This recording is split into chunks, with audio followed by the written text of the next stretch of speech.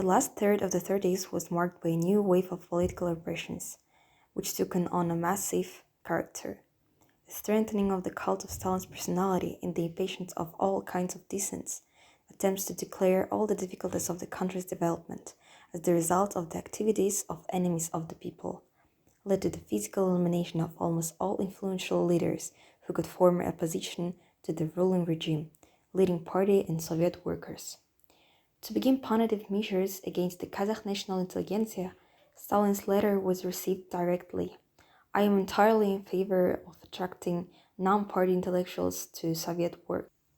On May 29 in 1925, in a letter sent to Almaty and playing a fatal role in the fate of the Kazakh intelligentsia.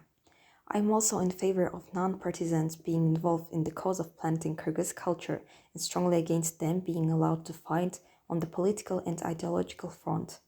I am against non-party intellectuals engaging in the political and ideological education of Kyrgyz youth. From 1937 to 1938, Traraskulov, Nurmanov, Khodjanov, Kulumbetov, Osayev, Ojandosov, Dosov, Asylbekov, Sadvakasov, Zhirginov, and many others were accused of national fascism and espionage. The most prominent figures of culture and science, Bukikhanov, Baytursun, Dulatula, Tanashbayula, Jumabay, Seyfulin, Zhangursunov, Mailin, Asfindiarov, Kemingerov, and many others were also repressed. The charges brought against them were absurd. In particular, they were declared guilty of the agriculture crisis, the uprising of the 20s and 30s, ties with Japanese intelligence, an attempt to secede from Kazakhstan, and etc. In Karaganda and a number of districts, demonstrative open trials of enemies took place, but most of them were convicted by extrajudicial bodies.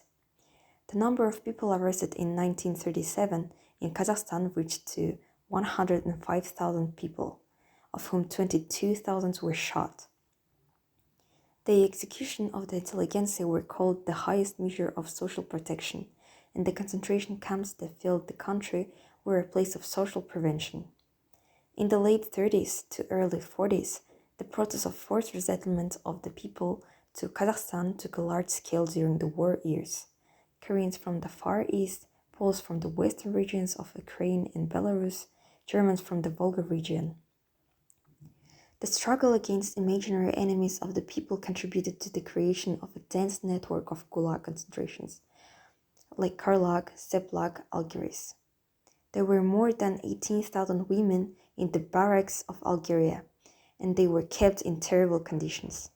Later, the places of mass burial of the executed people began to be revealed.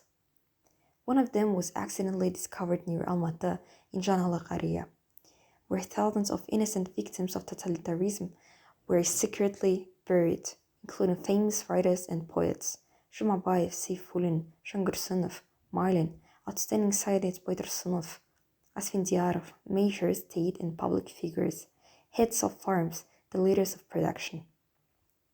The composition of the repressed was multinational.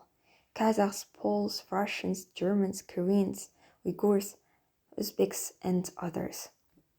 In the mid-15th, after Stalin's death and various arrests, the process of reviewing and cancelling against innocent convicts who were in the camps gradually began. Many of them were released, and those who had already been shot and killed were posthumously rehabilitated. The universal rehabilitation of victims of political repression is evidence of the complete failure of the repressive policy of the Soviet state, of its punitive practice carried out in the 1920 to 1950, which was unreasonable and illegal. In Kazakhstan, the number of victims of political repression during the years of Soviet power, according to scientists, amounted to 3.5 million people.